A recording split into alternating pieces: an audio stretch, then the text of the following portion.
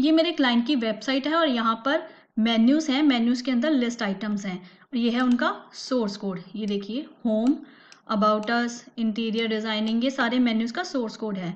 अब प्रॉब्लम कहाँ पर आई, क्लाइंट ने जब मुझे मेन्यूज़ के अंदर लिस्ट आइटम्स दी तो ये जो लास्ट वाली दो हैं, कैट सॉफ्टवेयर और फ्रीलांस, इनकी जो लिस्ट आइटम्स हैं ये ज़्यादा थी तो ये पूरी विजिबल नहीं हो रही हैं। आप यहाँ पर देख सकते हैं ये कंप्लीट विजिबल नहीं है।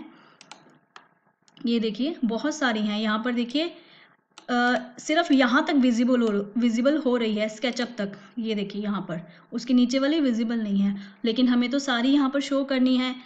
अब क्लाइंट ना तो डिज़ाइन चेंज करवाने में इंटरेस्टेड है कि मैं थोड़ा सा फ़ॉन्ट का साइज़ ही कम कर दूं कि सारी विजिबल हो जाए, उसे वो भी नहीं करना है, और नंबर ऑफ़ आइटम्स तो उसको कम करनी ही नहीं है, लेकिन हमें तो सारी शो करानी है।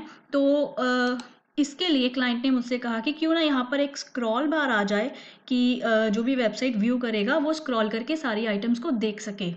तो इस चीज़ का सल्यूशन करने के लिए हमारे पास है CSS, cascading style sheet. CSS को हम 3 तरीकों से यूज़ कर सकते हैं, इनलाइन, इंटरनल एंड एक्सटर्नल।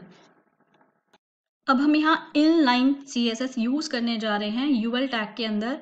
उसके लिए हम यहाँ पर स्टाइल एट्रीब्यूट यूज़ करेंगे और अब हमें चाहिए क्या, हमें यहाँ पर स्क्रॉल बार चाहिए वर्टिकली स्क्रॉल बार चाहिए। तो हम यहाँ पर CSS की प्रॉपर्टी यूज़ करेंगे ओवरफ्लो YY यानी कि वर्टिकल। अगर ओवरफ्लो Y होता है तो हम स्क्रॉल करेंगे, ठीक है।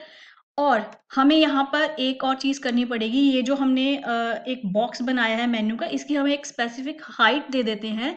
अगर उस हाइट के अंदर डेटा ओवरफ्लो करता है तो स्क्रॉल आ जाए, तो हम यहाँ पर हाइट दे देते हैं।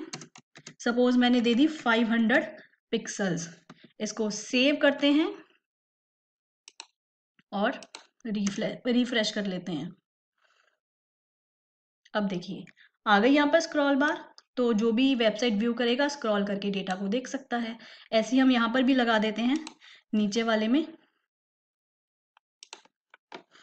स्टाइल ओवरफ्लो Y यानी कि हॉरिजॉन्टल, तो स्क्रॉल हो जाए, और हम हाइट दे देते हैं 500 px। सेव किया, रिफ्रेश किया, देखिए हमारी प्रॉब्लम सॉल्व हो गई। हमने यहाँ पर स्क्रॉल बार अप्लाई कर दी।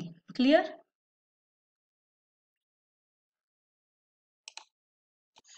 लास्ट में inline, internal and external CSS के टाइप्स नहीं हैं। CSS एक ही टाइप की होती है, लेकिन उसको हम 3 अलग अलग तरीकों से यूज़ कर सकते हैं, इनलाइन तरीके से, इंटरनल तरीके से और एक्सटर्नल तरीके से। आप मुझे कमेंट में ये बताइए कि इन 3 अलग अलग तरीकों को कब यूज़ किया जाता है, इनलाइन कब यूज़ करनी चाहिए, इंटरनल कब यूज़ करनी चाहिए और एक्सटर्नल कब यूज़ करनी चाहिए। Happy coding.